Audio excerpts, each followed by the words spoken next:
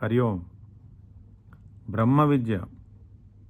బ్రహ్మ విద్య అంటే బ్రహ్మతత్వమే ఈశ్వరుడిలాగా, సృష్టిలాగా, జీవుడిలాగా ఈ మూడు పాత్రల్ని వహిస్తున్నది ఒకే తత్వము.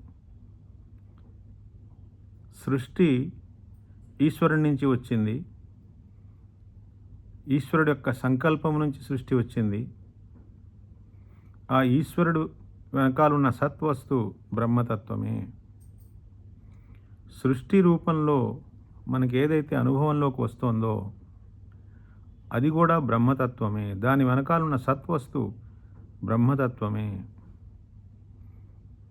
నేను అని ఏదైతే మన ముందు స్ఫురిస్తోందో ఒక తలంపు, దేన్నైతే మనం జీవుడు అంటున్నామో ఆ జీవుడు వెనకాల ఉన్న సత్వస్తువు కూడా బ్రహ్మతత్వమే. అంటే ఒకే బ్రహ్మతత్వము, ఈశ్వరుడి పాత్ర, విశ్వం రూపంలో జీవుడి పాత్ర, ఈ మూడింటి వెనకాల ఉన్న సత్ వస్తువు ఒకే బ్రహ్మతత్వము. ఆ బ్రహ్మతత్వాన్ని నేను అని తెలుసుకోవడమే బ్రహ్మ విద్య. మరి విశ్వము తనే, విశ్వపతి తనే. విశ్వములో దూరి జీవుడి ముసుగేసుకుని సుఖదుఖాలు అనుభవిస్తున్నట్టుగా నటిస్తున్నది తనే. తనే జీవుడు, తనే ఈశ్వరుడు, తనే విశ్వము. మూడు లేవు, ఒకటే ఉంది. వేర్వేరు ప్లేసుల్లోకి వెళ్ళి కూర్చొని చూస్తున్నప్పుడు మొత్తం సృష్టిని నాలోంచి వచ్చింది అని చెప్తున్నవాడు ఈశ్వరుడు. నేను సృష్టిలో ఇరుక్కుపోయాను, సుఖదుఖాలు అనుభవిస్తున్నాను అనుకునేవాడు జీవుడు. కనిపిస్తున్న అనేకత్వం అదే సృష్టి. వాస్తవానికి ఇక్కడ మూడు తత్వాలు లేవు, ముగ్గురు లేరు. ఒకే తత్వం మూడు రూపాల్లోనూ భాసిస్తోంది. తను మారకుండా తనలో ఇన్ని మార్పులు జరుగుతున్నట్టుగా చూపెట్టగలుగుతున్న తత్వమే బ్రహ్మతత్వము. ఆ బ్రహ్మతత్వాన్ని నేను అని తెలుసుకోవడమే బ్రహ్మ విద్య. ఆ బ్రహ్మతత్వం ఎక్కడో వేరే చోట ఉంది, నేను వేరే చోట ఉన్నాను, ఈశ్వరుడు వేరే చోట ఉన్నాడు, ప్రపంచం నాకంటే వేరుగా ఉంది. ఇది అజ్ఞానం. అంటే ఒకే తత్వంలో మూడు కాలాల్లోనూ ఎటువంటి మార్పు లేకుండగా, ఏ అనేకత్వం అందులో లేకుండగా, అనేకత్వం ఉందని, ఆ అనేకత్వం వల్ల, ఈ అనేకత్వం దేనివల్ల వచ్చింది? ఆ ఒకే తత్వాన్ని టైమ్, స్పేస్, కాజేషన్ అంటే కాలము, దేశము, కారణత్వము. ఈ కాలము, దేశము, కారణత్వము అనే కత్తిలతో మానసికంగా కత్తిరించేసి ముగ్గురిని మూడు చోట్ల పెట్టేసి ఈ మూడు ఉన్నాయేమో అనే భ్రాంతిలో ఉన్నవాడు జీవుడు. ఈ మూడింటి వెనకాల ఉన్న సత్వస్తువు ఒకటే. ఆ సత్వస్తుని నేనే అని తెలుసుకున్నవాడు జ్ఞాని. మూడు కాలాల్లోనూ సృష్టి కేవలం నాలోంచే వచ్చి, నాలోనే ఉండి, నాలోనే కలిసిపోతోంది. సమగ్ర దృష్టి ఉన్నవాడు ఈశ్వరుడు. మొత్తం సృష్టిని చూడగలిగే ఒకే క్షణంలో మొత్తం యావత్ సృష్టిని చూడగలిగేవాడు ఈశ్వరుడు. అంటే మనల్ని ఎక్కడ కూర్చోపెట్టి చూసుకుంటున్నాము, మన దృష్టికి ఈశ్వరుడి దృష్టికి ఎంత దూరంలో ఉన్నాము మనం. ఈశ్వరుడి దృష్టి మనకి వస్తే అదే దివ్య దృష్టి. అప్పుడు ఈశ్వరుడు ఈ సృష్టిని ఎలా చూస్తున్నాడో మనం కూడా ఈ సృష్టిని అలా చూస్తాం. ఇప్పుడు మనం ఎలా చూస్తున్నాము? ఈ దేహాన్ని నేను అనుకుని, ఈ దేహేంద్రియ మనసు బుద్ధిలో దూరిన తర్వాత వచ్చిన వ్యక్తిత్వం యొక్క కళ్ళజోడు పెట్టుకుని, నేను నాది అల్లుకుని, అందులో సుఖదుఖాలు అనుభవిస్తూ ఒక దృష్టికోణాన్ని లేదా ఒక దృక్పథాన్ని అలవాటు చేసుకున్నాం మనం. ఆ దృక్పథాన్ని బ్రేక్ చేయడం కోసం మనం ఉపాసన పద్ధతికి వెళ్తాము. భగవంతుడు, ఈశ్వరుడు ఉన్నాడు, ఒక శ్రద్ధ, ఒక నమ్మకం, ఒక రూపము, ఒక నామము, ఒక లోకము, గుణ, లీల, కర్మ, ఇవన్నీ దీని ఆధారంగా నెమ్మదిగా ఉపాసన మార్గంలో, భక్తి మార్గంలో మనము ఆ భగవంతుడితో కనెక్ట్ అవుతాము. ఆ ప్రాసెస్లో జరగవలసిందేంటి? నెమ్మదిగా మన దృష్టికోణం పెద్దదవ్వాలి. దేహం నుంచి పరివారం, పరివారం నుంచి సమాజం, సమాజం నుంచి దేశము, దేశం నుంచి విశ్వము, విశ్వం నుంచి ప్రకృతి, ప్రకృతి నుంచి ఈశ్వరుడు. మన దృష్టి పెరగాలి. అంటే ఈశ్వరుడికి ఏ విధంగా సమగ్ర సృష్టి ఆయన దృష్టిలోకి వచ్చేస్తుందో, అలాగ సమగ్ర సృష్టి మన దృష్టిలోకి వచ్చేస్తే అప్పుడు ఈశ్వరుడు ఈ సృష్టిని ఎలా చూస్తున్నాడో అప్పుడు మనం కూడా ఈ సృష్టిని అలాగే చూడొచ్చు. అదే దివ్య దృష్టి. ఈశ్వరుడి యొక్క దృష్టి మనకి రావడమే దివ్య దృష్టి. అప్పుడు మనకి ఏకత్వమనుపశ్యత తత్ర కోమోహ కహ శోక అనేది బోధపడుతుంది.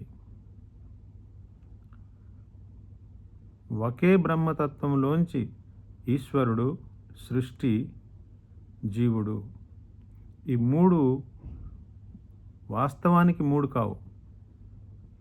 ఉన్నది ఒకే తత్వం, కానీ పాత్రల వల్ల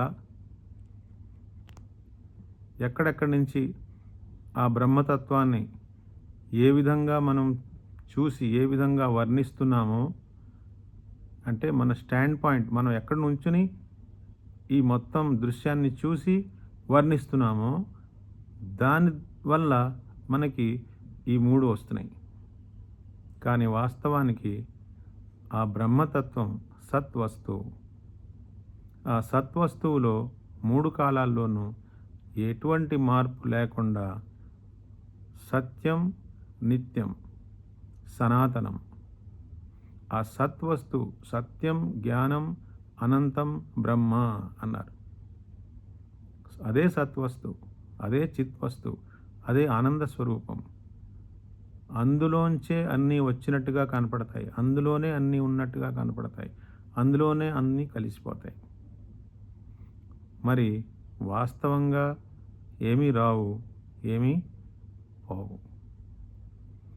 కాబట్టి భగవంతుడు దృష్టిలోంచి చూసినప్పుడు భగవంతుడు సృష్టిలో ఎక్కడైనా సరే, ఎవరి మీదైనా సరే వేలు పెట్టి ఇది నేను, ఇది నేను, ఇది నేను, ఇది నేను అనగలడు. అదేవిధంగా ఒక ఋషి ఆ భగవద్దృష్టిని పొందిన తర్వాత ఆ ఋషికి కూడా అదే భావన, ఇది నేను, ఇది నేను, ఇది నేను. అంటే సృష్టిలో ఏది కనిపించినా దాని మీద ఇది నేను అని లేబుల్. అంటే ఏమైంది? ఇంతకుముందు ఏదైతే ఒక దేహములో, ఒక దేహ పరిధిలో ఉండి నేను నేను అంటున్నాడో ఆ నేను ఇప్పుడు ఎక్స్పాండ్ అయిపోయింది. అది ఎంత ఎక్స్పాండ్ అయిపోయింది అంటే మొత్తం ఈశ్వరుడు, మొత్తం సృష్టి అంతా ఆ నేనులో కలిసిపోయింది. అప్పుడు ఈ దేహము, ఈ ఇంద్రియాలు, ఈ మనసు, ఈ బుద్ధి, దీని మీద ఇంకా ధ్యాస లేదు. ధ్యాస ఎటుంది? ఆ సత్వస్తువు మీదకి వెళ్ళిపోయింది. అది బ్రహ్మ విద్య. బ్రహ్మ విద్య అంటే ఎక్కడైతే నాకు జీవుడు కనిపించాడో, ఆ జీవుడుకి ఏ సృష్టి కనిపించిందో, ఆ జీవుడు ఆ సృష్టికి అతీతంగా ఉన్న ఈశ్వరుడు కనిపిస్తున్నాడు. ఆ ఈశ్వరుడు ఎంతవరకు అయితే మనకి మన దృష్టిలో సృష్టి ఉందో అప్పటి వరకు మనకు ఆ సృష్టికర్త కావాలి. అనేకత్వం కనిపిస్తుంది కాబట్టి. కానీ మన అవగాహన ఇంకా ఇంకా ఇంకా ఇంకా లోతుకి వెళ్తున్నప్పుడు మొత్తం అంతా బ్రహ్మతత్వమే అనే ఎరుక వచ్చినప్పుడు అప్పుడు ఈశ్వరుడు, సృష్టి, జీవుడు ఈ ముగ్గురు ఆ బ్రహ్మతత్వంలో లయమవుతున్నారు. అంటే ఒకే ఒక తత్వం మిగులుతోంది. ఆ ఒక్క బ్రహ్మతత్వమే అందరిలోనూ ఉన్న కామన్ పాయింట్. మీలో, నాలో, చెట్టులో, పుట్టలో, పక్షిలో, పశువులో, కొండలో, పర్వతాల్లో, ఆకాశంలో, నీరులో, నిప్పులో, ఎక్కడ తీసుకున్నా, సృష్టిలో ఎక్కడ తీసుకున్నా అన్నింటిలోనూ అందరి వెనకాల ఉన్న కామన్ బ్యాక్గ్రౌండ్, కామన్ అస్తిత్వం ఏంటి అంటే ఆ బ్రహ్మతత్వమే. అందరిలోనూ ఆ తత్వం ఉంది కాబట్టి, అందరం ఆ తత్వమే అయి ఉన్నాం కాబట్టి, అది ఏ కులమైనా, ఏ మతమైనా, ఏ దేశమైనా, ఏ ప్రాంతమైనా, ఏ సాంప్రదాయమైనా, అసలు ఏదైనా కానివ్వండి, అందరి వెనకాల ఉన్న సత్వస్తు ఆ బ్రహ్మతత్వము. అంటే అందరిలోనూ ఉన్న కామన్ ఫ్యాక్టర్, మన అందరిలోనూ ఉన్న కామన్ ఫ్యాక్టర్ ఏంటి? ఆ బ్రహ్మతత్వమే. ఆ బ్రహ్మతత్వమే 3 రకాలుగాను పనిచేస్తుంది. ఈశ్వరుడిలాగా, సృష్టిలాగా, జీవుడిలాగా.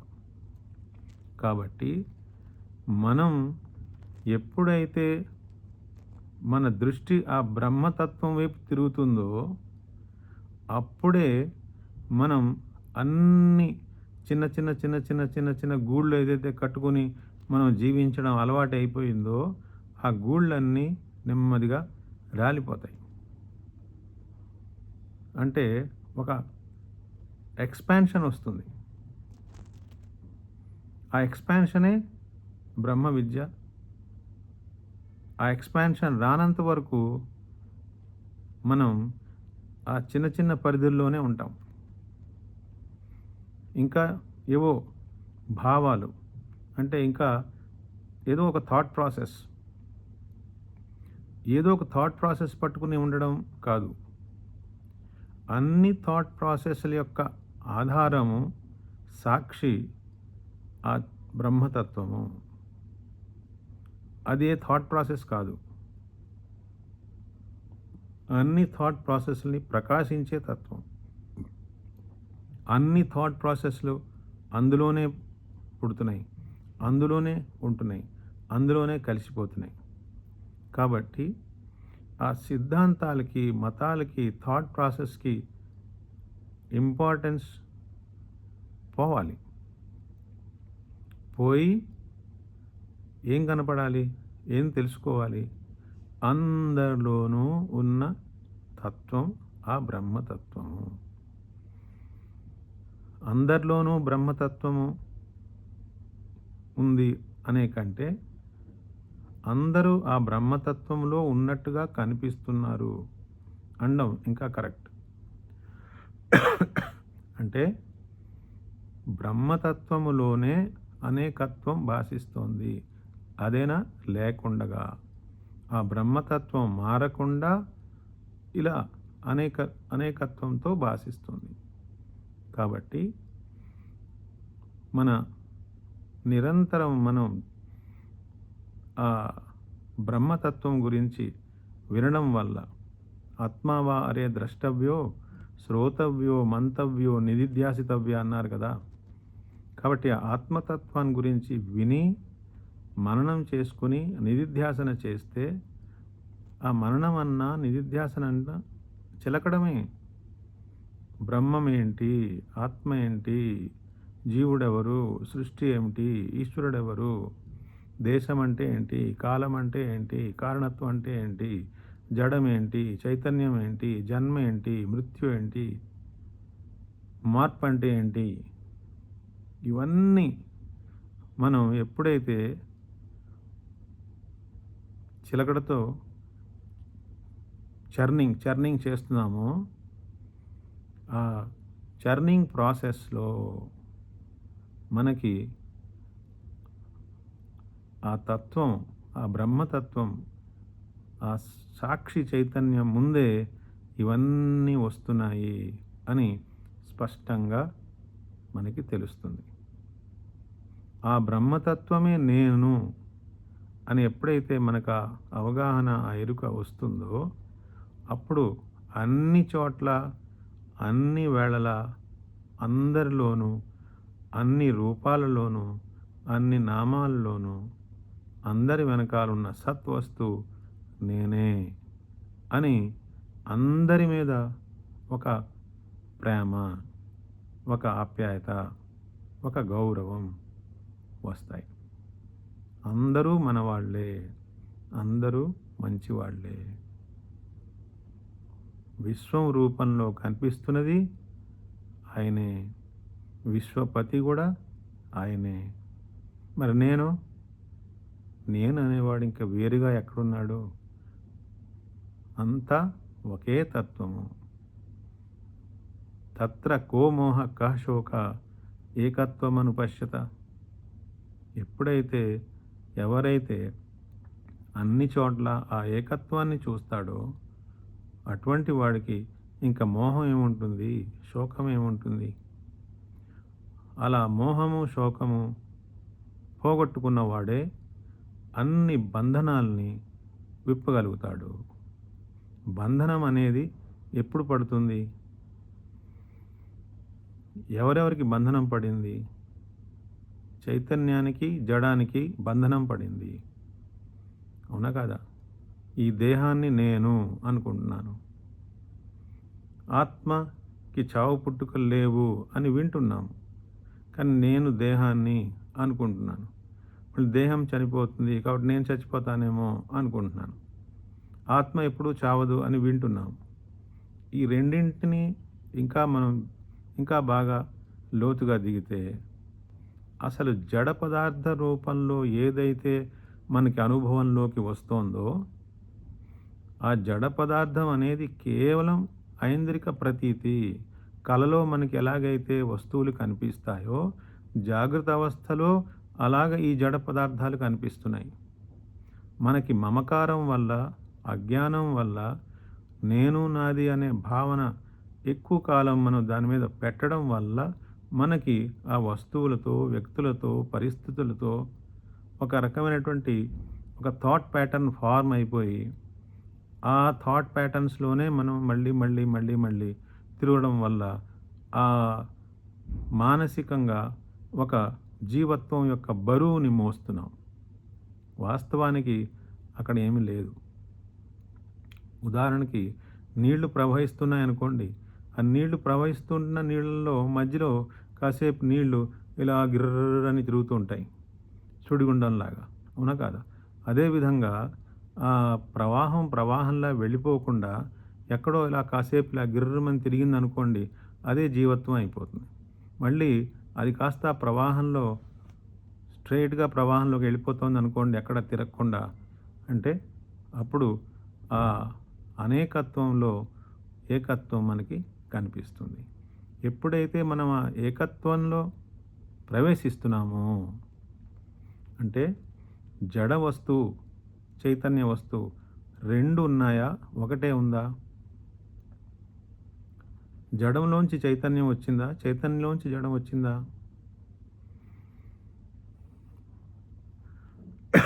జడంలోంచి చైతన్యం రావడం అనేది ఆక్వర్డ్గా ఉంటుంది.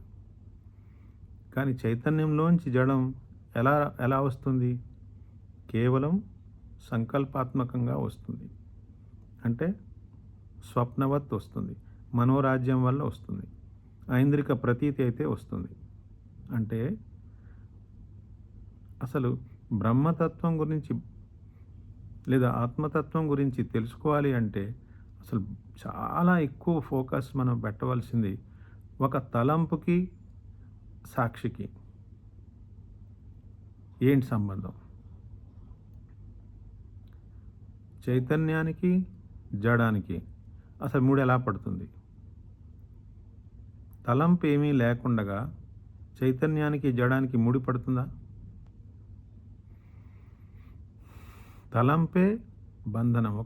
ఒక రకమైనటువంటి తలంపుల ప్రవాహమే మనల్కి ఆ జడ పదార్థంతో మనం బంధించినట్టుగా మనం ఫీల్ అవుతున్నాం.